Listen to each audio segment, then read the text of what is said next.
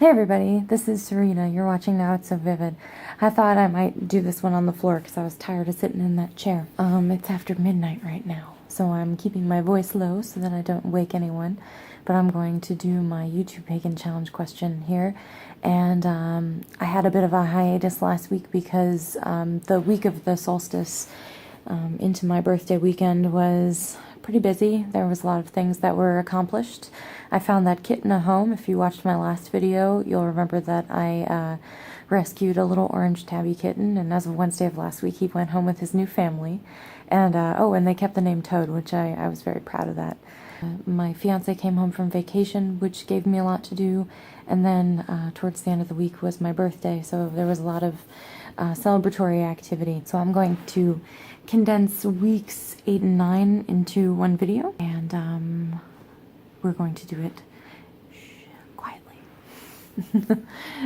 The question for week 8 asks, do you have / how did you find your matron / patron deity? I don't currently have a matron or a patron. I am only working with one deity right now, and that is Morpheus, the Greek god of dreams. For a while, I mean, I've been practicing pretty consistently for the past 4 years, but for a while I wasn't entirely sure how I felt about working with deities, or how I felt about deity in general, in terms of whether I saw any sort of legitimacy to gods at all, and if that just had any sort of special significance to me.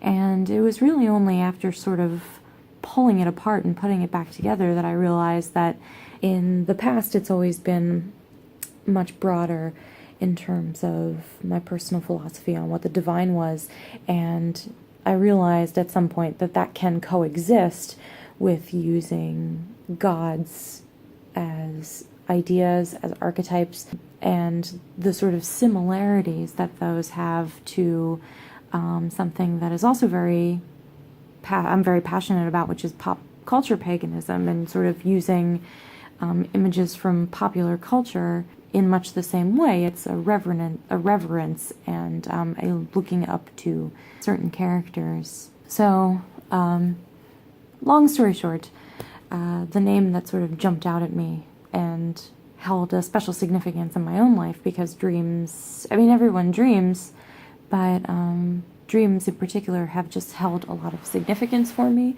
in my personal life, in my magical life, not simply just after I had decided to become a witch, but also when I was a kid. And I used to have premonitory dreams, I guess you could call them. I would sort of predict things, or see clairvoyant dreams, I guess you could call them as well. Like, I knew stuff as it was happening because of things that I was dreaming, and it happened a couple of times. So it just felt appropriate not only to follow my instinct, but also that the god that I was currently working with was devoted to something that I felt I had a lot of experience with, and this could give us a good rapport, and it has. So working with Morpheus over the past few months has been a very fruitful and rewarding experience, and for the first time ever, I feel like I'm actually having a dialogue with a god. It wasn't even something that I considered for my path until it just sort of fell into my lap. Is right behind me on the top of my bookshelf up there is actually the altar that I constructed to Morpheus, and it's in here for right now, but I have plans to either transpose it entirely or in major part into our bedroom, because it's important to me that if I'm going to be working with a god of sleep and dreams, that the altar that I construct for him is in the room where I sleep and I dream, because I do neither of those things in this room. So for right now, this is just where I can control it and where I can keep the cats off of it. So I had a bit of a mishap last night. I was filming the second half of this video sort of selfie style with my phone facing toward me, and I was doing the video that way. And then when I tried to play it back later on, the camera work was absolutely atrocious. Like, I couldn't reasonably put anyone through that. it was just way too jerky. So I'm going to give you a forward-facing tour of my Morpheus altar as it stands right now, and it's the next day now. I've just got home from work, but there was nothing wrong with the first half of my video. It was just everything after it. So here we go. This is the altar cloth that I'm using right now, which is just a red scarf, and I only chose it because I thought it looked very nice with my faux poppies that I got at the dollar store. Very lovely. In front of that is a bowl that contains the beads that I'm going to use to make my Morpheus prayer beads, and they are just sitting pretty right now and charging up with all of the dreamy goodness. We've got some ash up here. Just brush that off. I think I made it worse. Whoops. There we go. So this cup here is where that came from. I'm using it as an incense holder. I only burn 1 cent on this altar, which I don't think I have it with me, but I believe that the brand is Essential Essences, and the scent is called Ebony Opium Incense. And one of the sort of written legends of Morpheus, if I'm not mistaken, in Ovid's Metamorphosis, depicts Morpheus sleeping on a bed of ebony in a cave surrounded by poppies, and when I saw the name of that scent at the local metaphysical shop, I thought it was a little too on the nose, so I bought a whole bunch of it, and that's the devotional scent that I burn at this altar, and it smells amazing. So in the background, I made this vision board, which is otherwise known as a dream board, and in this case, quite literally a dream board, with just a bunch of newspaper and magazine imagery that I cut out. I plan on adding more to it in the future. It can be a work in progress, just like this altar is. But right now I've just sort of filled it up with the stuff that I had, and some of the images are a little more obvious than others, you know, people sleeping, but there's also some surreal stuff. And this word dream is, I cut the letters out of this image that was microscopic view of the eye of a bat. Morpheus lived in a cave. I'm sure there were bats in that cave. It's a little broad, but you know, I was just sort of going with my gut here. So those are the sort of words that are on there, sleep and dream. This image in the middle, this big guy, reminded me a lot of a movie that I like, which is about dreams, which is called Waking Life. And if any of you are familiar with that movie, the animation style is very similar to the way that this person is painted. I think this was actually an advertisement for nail polish, but when I saw it, it immediately reminded me of that film. And then there's just some other sort of surreal imagery. I associate cannabis with being in a hypnagogic state. I will sort of touch on that a little more when I make my video on dreams. And then this was actually one of the best things that I found, and one of the inspirations for making this board at all was I found this image, also a little too perfect, in a copy of Reader's Digest. Just FYI, if you're a fan of collaging, Reader's Digest is money. It's pretty sweet. I find a lot of really cool images. I think I found this one in there too. They just always have some really funky, cool images. So in front of that, I have my labradorite slab, which I've mentioned in the past has been a dreamstone for me. It was bought for me specifically to induce vivid dreams, lucid dreams, to help you remember your dreams when you wake up. You're supposed to keep it by your bed. So when I'm not using it, I'm keeping it up here to charge. And right now it's sitting on top of a flower of life image that I cut out with a very sharp knife. And I wanted to find an image that I can superimpose this on. I was just looking for different ways to play around with a flower of life image, and I had a calendar with nothing but flower pictures. So when I found this one, I thought the symmetry was just perfect, but it wasn't until later that I found out that it's actually the image of a poppy. So it has a place up here, and if I ever have a need to invoke sacred geometry, I can do it with the aid of Morpheus. One of the weird things about working with Morpheus and worshiping Morpheus is that I find that other deities have more symbols to work with, and right now I'm running on like 1 or 2. for Morpheus. So when I'm creating a devotional space, I want to make sure that it is quite specifically supposed to be for him. And that means that the sort of poppy imagery is very heavy in this on this altar. And I'm sure there are other things that I will associate with dreams that I can put up here as well. But right now I'm really sort of riding the poppy wave as things keep coming to me. And it's kind of, if I ever feel like I need a sign from Morpheus about something, I will ask to look to see a poppy. And I don't think I've noticed them before as much as I notice them now, which makes perfect sense because I never really had a reason to know what a poppy looked like. But the weirdest places where I'll find them, honestly, like not even at, a flower shop. Like I don't find potted poppies anywhere.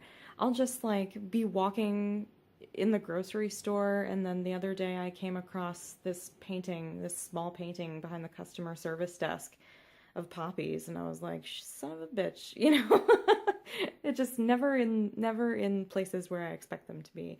So I'm happy to run with that motif for a little while. And, this is an altar like any other. It will evolve, it will change. So this is what I got. All right, you guys, so back in front of the computer now. Gonna have to film the second half of the video as well for question 9. Question 9 asks, do you keep a journal/diary of your experiences? Now I noticed, I sort of read through the entire list of tag questions for the YouTube Pagan Challenge, and week 21 asks about if I have a grimoire or book of shadows. So I just thought it was kind of interesting that there was a distinction between those two questions. So I'm not going to answer that question here, and I won't show you those things. But in terms of just day-to-day journaling or spiritual journaling, I've been an avid journaler for years. I'm also a horrendous hoarder of journals, and I've had to sort of cut myself off in the past so that I don't buy anymore because I am one of those people that keeps a journal for almost everything. And, I have my regular day-to-day journal that I just sort of write in all of my thoughts, work out some personal problems, stuff like that. I also have a journal for dreams. I have a journal for aspects. I have a journal for meditations. I keep records of all of the songs and poetry that I've ever written. The grimoire that I have is also a kind of journal. I keep a lot of journals. And like I said, I'm not going to give you a tour of the grimoire / book of shadows, whatever you call it, but I will point out to you and show you the 3 most used journals that I use on my magical path. This is the first one. It is a plain old brown faux leather covered journal, lined journal. I believe it was a gift from my hubby to come, and it's really just sort of like the draft pages of all the things that go into my actual grimoire, and I use this to do a lot of automatic writing. I use it to make sigils. I'll rip out the sigil from the pages of this book if I ever need to activate it by burning it. There have been some trial and error pages in here about calligraphy and incantations that I am sort of like scratching out and rewriting and stuff for certain things. If you've seen my big wand, Dextra, I wrote, it was like a process of several hours actually, where I just sat in here and I wrote out that incantation and worked on it until it was absolutely perfect. I created my alphabet in here as well. I have my own alphabet. Just anything that I don't have to worry about posterity or anything. I don't have to worry about it being legible even, because sometimes I do go back and I'm like, what the hell did I just write? The handwriting is way too sloppy. So this is absolutely a working tool and not necessarily a record of the things that I do. It is a record in a way because I can look through it and see what I've been working on and maybe draw a reference to it, but ultimately that's not what the purpose of this book is. The second book that I wanted to show you guys is this monster. Ugh. This is my magic binder, and it is a 1.5 to 2 inches. I can't remember the exact dimensions, but chocked to the brim of photocopies and internet printouts of stuff that I find online, in books, whatever, and I will compile them in this binder so that I can study them, take notes on them. Also, this contains sort of like spells and recipes, crafts, sort of DIY things that I want to incorporate later. If I ever actually do them and perform them, they'll go in my grimoire. Until then, they hibernate in this puppy. On the back, this is actually the insert from my binder from the 8th grade, you guys. 13-year-old me, all over this. Yeah, whoa. So this is just where I sort of keep shit for later. Research, personal philosophies, tips from other witches. I will sometimes copy paste blog posts if they, you know, ring my bell in any way. Safety information on essential oils and crystals. All of that goes in this binder. Now the third book is what I consider my grimoire, and like I said, I'll save that for week 21. But that is sort of the culmination of the previous 2 books and their powers combined, and that's just always how I've been. I think because I'm a writer, I tend to be one of those people that needs to have a first draft, a second draft, research, etc. until I can put it into the final work of art, and that's just how I work the best. And all of these books, and no matter what you call them, have been invaluable to me and to my magical practice. So yes, I am constantly journaling, and yes, I am constantly learning. So I believe that concludes my 2 questions this week. There will be some more videos to come, some outside of the YouTube Pagan Challenge. I do plan on making a video about dream magic and just the significance that it's played in my life, and some other stuff too. I might sort of color it with some academia as well. I'm not afraid to sort of get into the history and the nitty-gritty. And I'm still doing research for that, and I'm taking some notes, but I promise that that will come pretty soon. I'm also going to do a couple of VRs, and because my birthday was over the weekend, I have a witchy haul to do. I had a few things gifted to me, and I treated myself to a few things as well. So I'm really excited to share all of that with you guys. In the meantime, I hope you guys have been having an excellent summer and that your solstice was wonderful. And for my friends in the Southern Hemisphere, I hope that you guys are having a marvelous winter. I will catch you next time. Oh, and my blessing for you until I see you again is that I hope that you get to visit your favorite place over the weekend and that it totally nourishes your spirit. Yo.